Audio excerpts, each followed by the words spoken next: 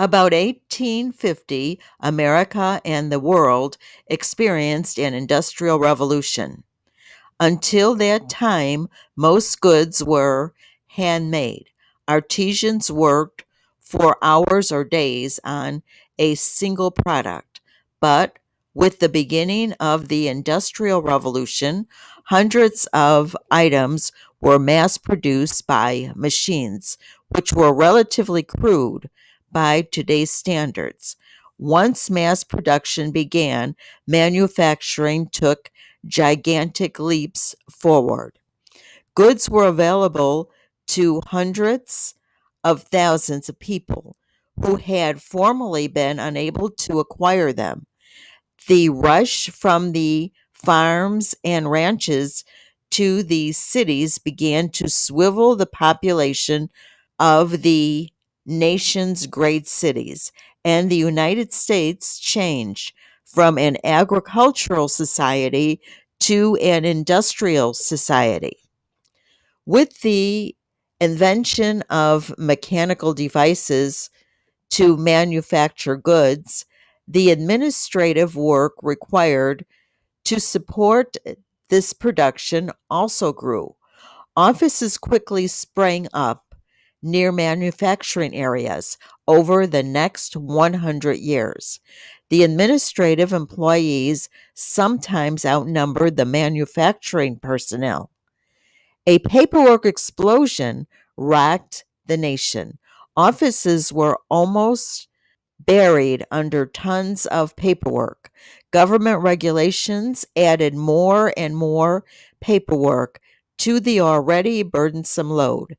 The clerical workforce grew quickly from 200,000 to 400,000. Soon there were more than 1 million clerical employees, and the number continued to grow.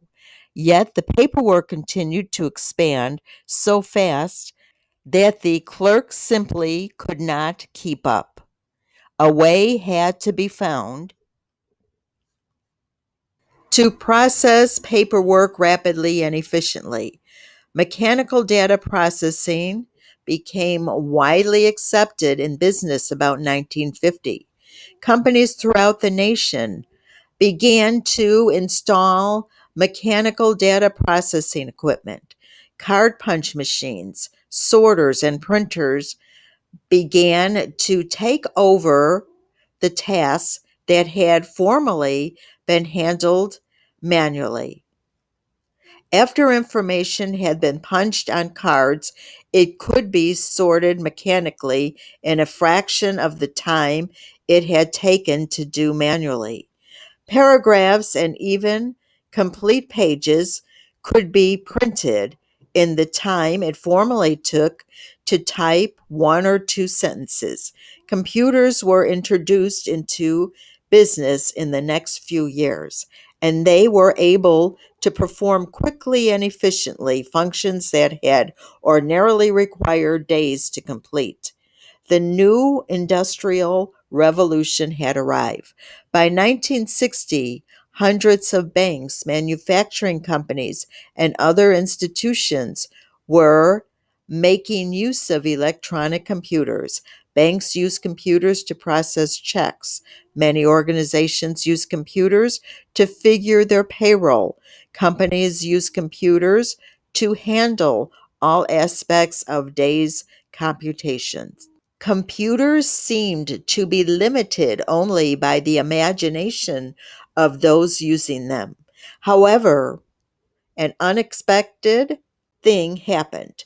The size of the workforce did not drop drastically. The jobs that clerks performed changed drastically in character, but the number of employees continued to increase.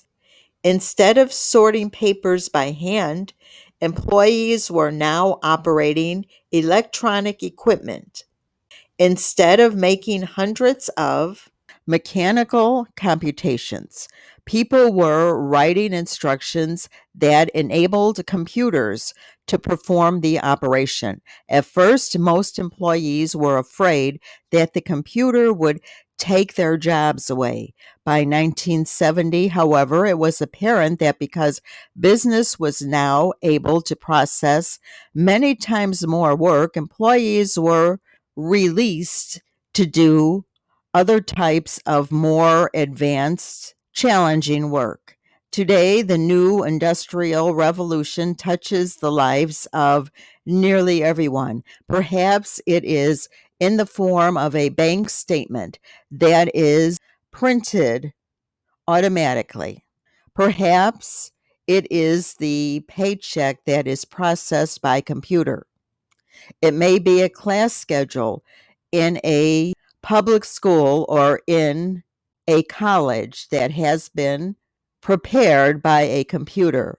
Few people feel challenged by the computer today, and most look on this electronic marvel as a good friend.